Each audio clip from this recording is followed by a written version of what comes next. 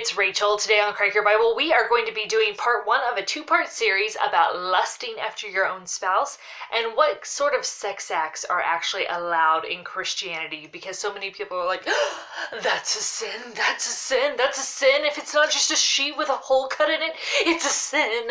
So let's actually talk about that, because some people have some like really messed up ideas about what it means to be like sexually attracted to their spouse. So this is going to be part one. We're going to be talking about lust, and then part two is going to be about sex acts and sin, and that will be next week. So anyway, before we get started, make sure you hit subscribe with the bell with the parentheses so you're notified of a new gospel message, because of course Satan and Google, they don't want you to know the gospel, so just jump through their hoops, hit subscribe with the bell with the parentheses, and let's get started.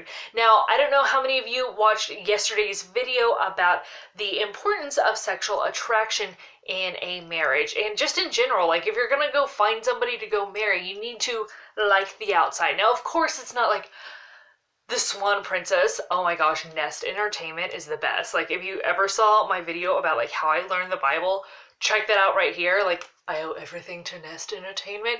But they have this video called the Swan Princess, and she's like super gorgeous, and like the prince is like, okay, now we're going to get married. Let me just put a clip right here.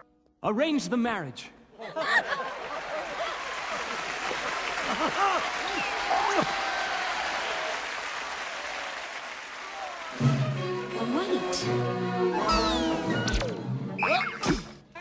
What?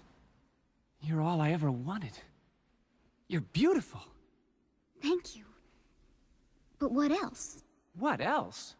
Is beauty all that matters to you? Derek? What else? What else is there? Okay, so we know that you can't just like only like the outside, but the outside is very important, because that's like the catalyst into like, do I keep walking or do I actually stop, see this person and get to know them? But in Christianity, so many people are like, oh, if I'm even like remotely attracted to that person, then I must be violating Matthew 5, where Jesus said, if you even look at a woman, then you've already committed adultery in your heart. But the problem is this word lust is, it's kind of not a good translation, because both in Hebrew and in Greek, the word is actually covet. But in English, for whatever reason, they have been translated as lust. And in English, like outside of the Bible, lust can be like just a strong sexual desire. But you could also lust after other things that have nothing to do with sex, like you're lusting for power, or you have bloodlust, like you're ready to kill somebody.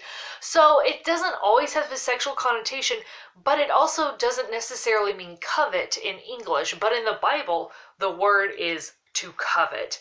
And people don't really understand coveting, because they're like, if you even like somebody, if you like their outsides, then you're lusting after them, and you're obviously just thinking about how you're going to have sex with them. And it's like, no, slow your roll. It's like really not that serious, because you can appreciate beauty. You can say like, oh wow, that person's like really good looking, or wow, I aspire to look like that, or that person is very attractive, I want to get to know them better, just like Jacob did with Rachel in the Bible. Like, wow, she's so hot, I'm going to work for her for 7 years so that I can have the chance to marry her.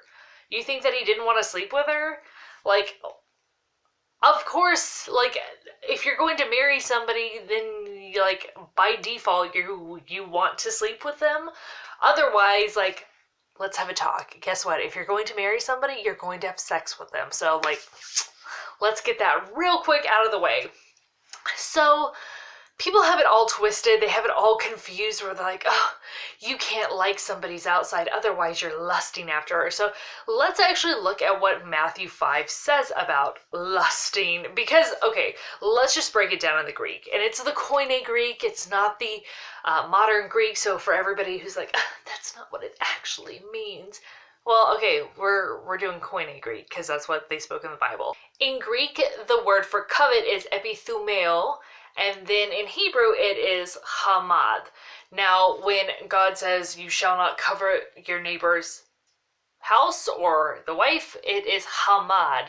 So it doesn't necessarily have like a sexual connotation, just like you're not sexually desiring somebody's house. But when Jesus is telling the Pharisees, like, hey, if you even look at this woman over here with lustful intent, you've already committed adultery with her in your heart.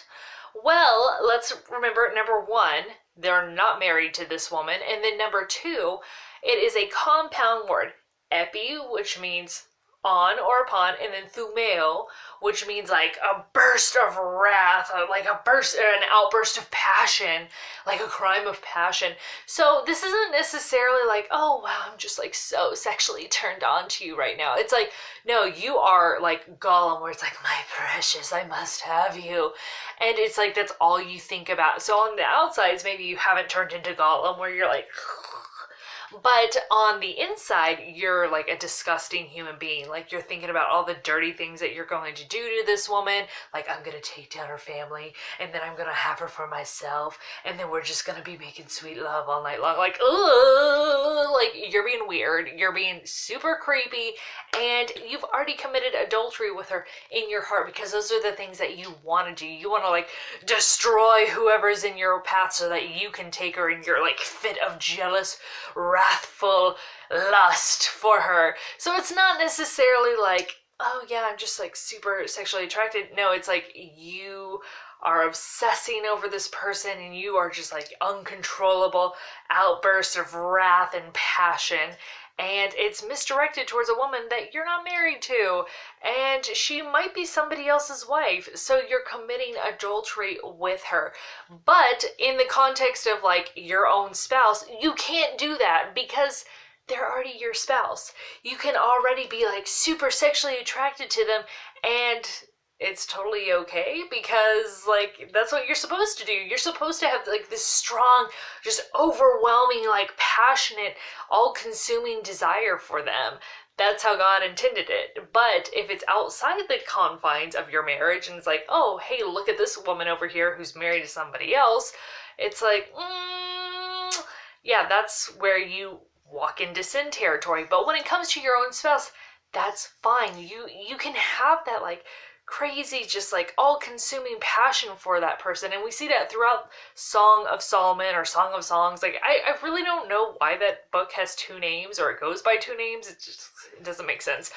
But yes, that is how God intended it. It is for you to just have this like overwhelming desire and passion, and if that leads you to like crazy sex or whatever with your spouse, that's fine. It's not like, oh, we have to only do it in the missionary position, and we have to be like all prim and proper because anything else is a sin, and we don't want to have too much lustful passion for each other. No, go at it, go crazy, do your thing, because you're married, and it's not wrong to have like this overwhelming, just all-consuming desire for your spouse. 1 Corinthians shows us that sex is not about like one person being in charge of the other, and this person like just browbeating the other person, you have to do it my way, or anything like that. It's like, no, we both are so into each other, we both love each other, so we're both going to work things out, and we're going to like make love, because that's what everything's all about. It's all about being loving towards one another. We have to do everything in love, and that includes sex. And you're not going to have those like loving feelings if you feel like, oh, I'm doing something wrong if I show that I'm passionate towards my spouse, or that I'm really turned on by my spouse. So I really think this is satanic, where people feel like, oh, if I'm too attracted to my spouse, oh, I'm committing some sort of like sin, and it's akin to like adultery with my own spouse. So, Satan is the author of confusion, and I really feel like Christians are just like, they're really twisted up in some weird theology, because it's just based off of kind of the private messages that I receive from people, thinking like, oh, you can't lust after your own spouse because that's adultery. It's like, what? This does not even make sense. You're married to him. It's not adultery if you have sex with your own spouse. Like, that's a complete opposite. It's like, this is exactly what God had in mind for you. Like, go crazy, do your thing.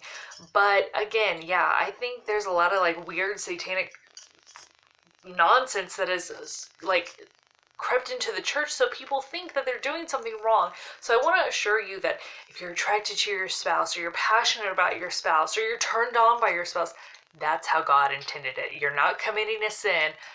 Have at it. Like, go have fun. But remember, do everything in love, and we are going to be talking about that next week because I know some people are very insecure about certain things, or, maybe they have mismatched sex drives, and it creates a lot of problems within Christianity. And it doesn't help that, like, unless you're doing missionary in the dark with a hole in the sheet or something, like, oh my gosh, it's a sin, it's a sin, it's a sin. So everybody thinks like you have to have the most boring sex life ever, otherwise you're committing sins. So we need to like kind of dispel those myths real quick, because God wants you to have a good sex life, and you can't do that when you're constantly worried about committing sins with your own spouse. So anyway, I would love it if you guys would like, subscribe, and share, and please do check out a playlist right up here, because we have to put on the full armor of God every single day to take a stand against the schemes of the devil. We can't do that unless we know God's word, so definitely check one of those out, and I will talk to you later. Bye.